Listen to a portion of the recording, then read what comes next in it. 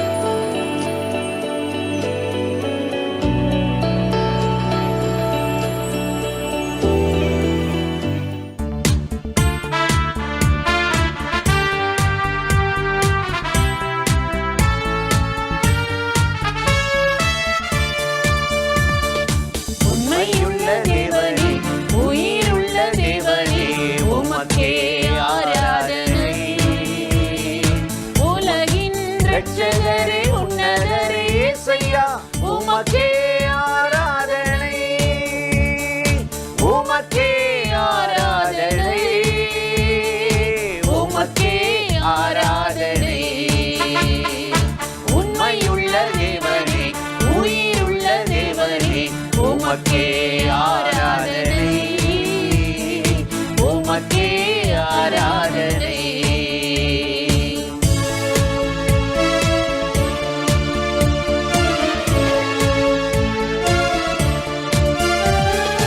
தூயாதி தூயவரே, துதிகளின் பாத்திரரே, தேடி வந்து மீட்டவரே, புகழ்ந்து ஆராதிப்பே. தூயாதி தூயவரே, துதிகளின் பாத்திரரே, தேடி வந்து மீட்டவரே, உம்மை புகழ்ந்து ஆராதிப்பே. உண்மையுள்ள தேவனே, உயிருள்ள தேவனே, உமக்கே ஆராதனை, உமக்கே ஆராதனை.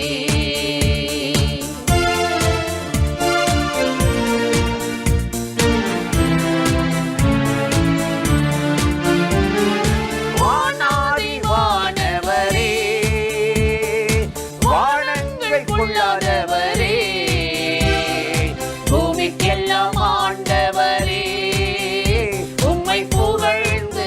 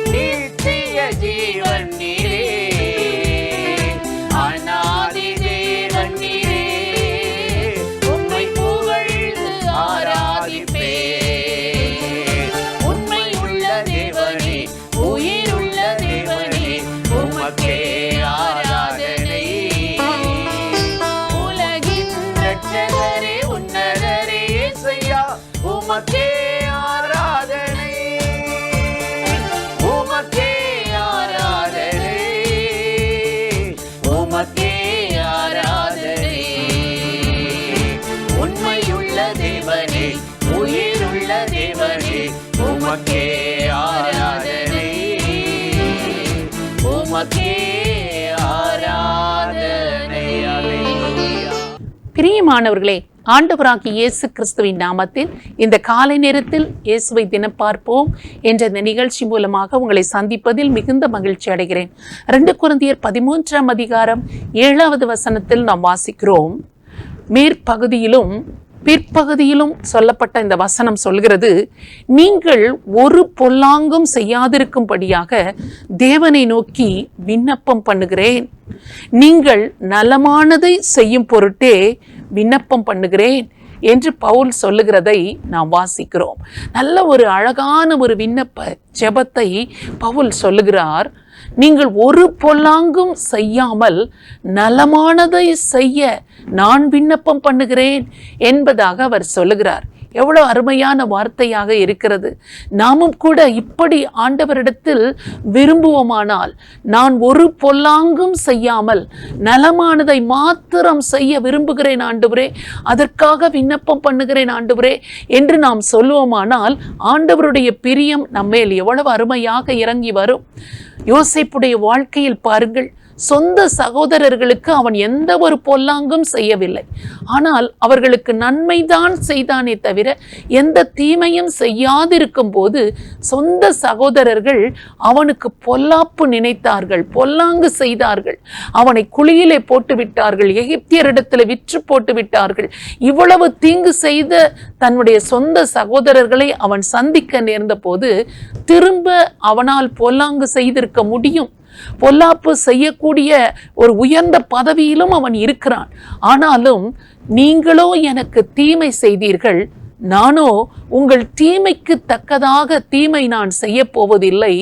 உங்கள் தீமைக்கு பதிலாக நான் உங்களுக்கு நலமானதை செய்வேன், நல்ல காரியத்தை செய்வேன் என்று யோசேப்பு தன் வாழ்க்கையில் தன் சகோதரர்களுக்கு பொல்லாங்கு செய்யாமல் நலமானதை செய்ததை குறித்து நாம் வாசிக்கிறோம். இதன் மூலமாக யோசேப்பு ஆசீர்வதிக்கப்பட்டான், உயர்த்தப்பட்டான், கர்த்தரால் மேன்மையான ஒரு இடத்திற்கு கொண்டு வரப்பட்டான். இன்றைக்கு நம்முடைய வாழ்க்கையிலும் இப்படி ஒரு பொல்லாங்கும் நாம் செய்யாதபடி நலமானதையே செய்ய நாம் விரும்புவோமானால், ஆண்டவரிடத்தில் அதற்காக விண்ணப்பம் பண்ணுவோமானால், நம்மையும் ஆண்டவர் இப்படிப்பட்ட பரிசுத்தமுள்ள வாழ்க்கைக்கு நேராக வழிநடத்தி செல்ல வல்லவராக இருக்கிறார். அந்த ஆண்டவரை நோக்கி நாம் இப்பொழுது ஜெபிக்கலாமா? ஸ்தோத்திரம் ஆண்டவரே, உம்மை நன்றியோடு நாங்கள் துதிக்கிறோம். இந்த காலை நேரத்தில் யாரெல்லாம் உமது வார்த்தையை கேட்டு என்னுடைய வாழ்க்கையையும் நீர் அப்படி ஆசீர்வதிக்க வேண்டும். நானும் யாருக்கும் எந்த பொல்லாங்கும் செய்யாமல் ஆண்டவரே என்னால் முடிந்த நலமான காரியங்களை, நல்ல விஷயங்களை மற்றவர்களுக்கு செய்யும்படியாக எனக்கும் உதவி செய்யும் என்று சொல்லி விண்ணப்பம் பண்ணுகிறார்களோ, ஜெபம் பண்ணுகிறார்களோ, அவர்கள் ஒவ்வொருவர் வாழ்க்கையும் நீர் அறிந்திருக்கிறீர். ஆண்டவரே, நீர் அவர்களை பரிசுத்தமாய் காத்து கொள்ளும்படி எந்த ஒரு பொல்லாங்கும் தீமையும் யாருக்கும் செய்யாமல் ஆண்டவரே நல்ல காரியங்களை, நலமானதை ஒவ்வொரு நாளும் செய்து உம்முடைய நாமத்தை மகிமைப்படுத்த ஒவ்வொருவருக்கும் கிருபை தரும்படி இயேசு கிறிஸ்துவின் நாமத்தில் ஜெபிக்கிறோம் நல்ல பிதாவே, ஆமென். இந்த நிகழ்ச்சி உங்களுக்கு மிகுந்த ஆசீர்வாதமாய் இருந்திருக்கும் என்று நிச்சயமாய் நாங்கள் நம்புகிறோம். நீங்கள் பெற்ற நன்மைகளை எங்களோடு கூட பகிர்ந்து கொள்ளுங்கள், மற்றவர்களுக்கும் ஷேர் பண்ணுங்கள்.